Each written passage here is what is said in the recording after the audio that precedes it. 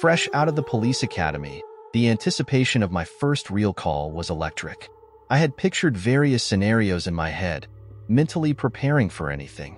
But nothing could have prepared me for the call that came in on a dreary Wednesday afternoon. Dispatch crackled through the radio.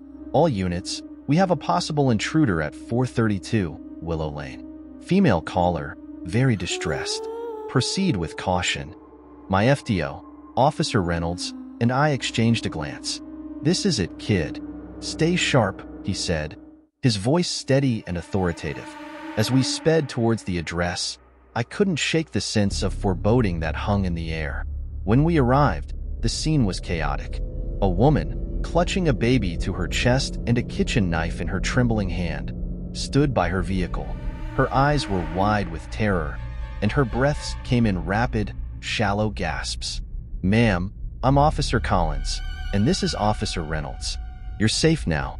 Tell us what happened, I said, trying to project calm and control. She took a shuddering breath and began to speak. I woke up from a nap on the couch. I never nap, but I was so exhausted.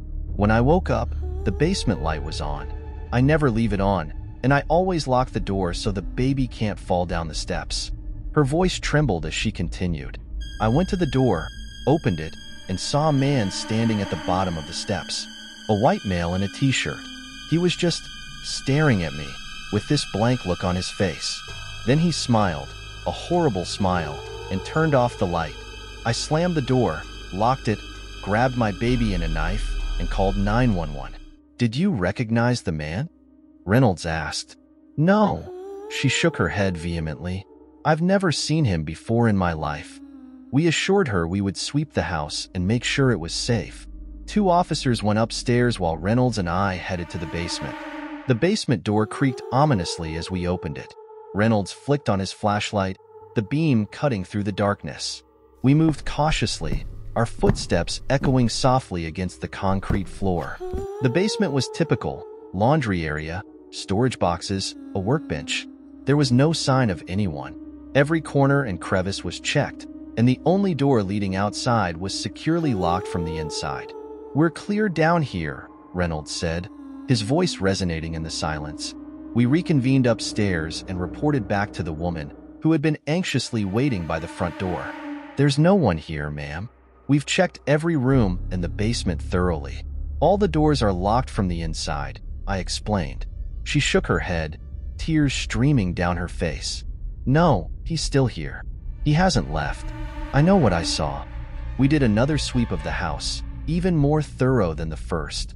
Still, there was no sign of anyone or anything unusual. The sense of unease in the house was palpable, though. It felt like we were being watched. Convinced that she needed a safe place for the night, we helped her gather some belongings and escorted her to a nearby motel. Her husband was out of town, and we didn't want to leave her alone in a house she believed was unsafe. As we left, she turned to me, her eyes pleading. Please, you have to believe me. He was there. He looked right at me. I nodded, trying to reassure her. We'll keep an eye on the house, ma'am. If anything happens, call us immediately. The week that followed was uneventful. I patrolled the area frequently, hoping to catch sight of anything unusual. Then, one morning, I noticed a for sale sign on the lawn of 432 Willow Lane. Curiosity got the better of me. I decided to dig into the history of the house. It was an old Victorian, recently renovated. The current owners had put a lot of money into restoring it. At the local library, I sifted through old newspapers and records. It didn't take long to find something. In the early 1900s, the house had belonged to a family named the Hardings. The father, Thomas Harding, had been a deeply troubled man. One night, in a fit of madness, he had killed his wife and 2 children before hanging himself in the basement. The story sent chills down my spine. Could the woman have seen the ghost of Thomas Harding? I couldn't let it go. One evening, I returned to the house, this time alone. It was empty, the new owners having moved out hastily. I stood at the top of the basement stairs, flashlight in hand, and took a deep breath. Descending into the basement, I felt an icy chill. The air was thick with an oppressive energy.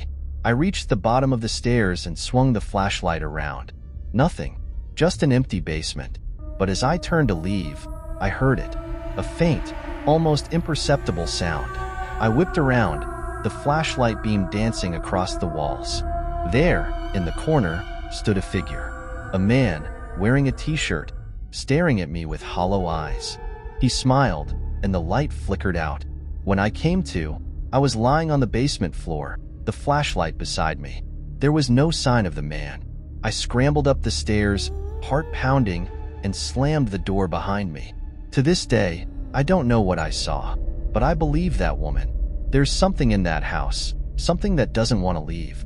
The house remains unsold, a looming reminder of the encounter that changed my life forever. And every time I drive by 432 Willow Lane, I can't help but glance at the basement window, half expecting to see those hollow eyes staring back at me. Did this story really happen? Or was it just the overworked imagination of a writer? Did we get you on this one? Is it real or fake? Have you heard this story before? Or does it sound like something you may have heard? Or did we just make the whole thing up? You tell us. Comment below. What do you think? I will reveal the real and the fake ones on December 18th.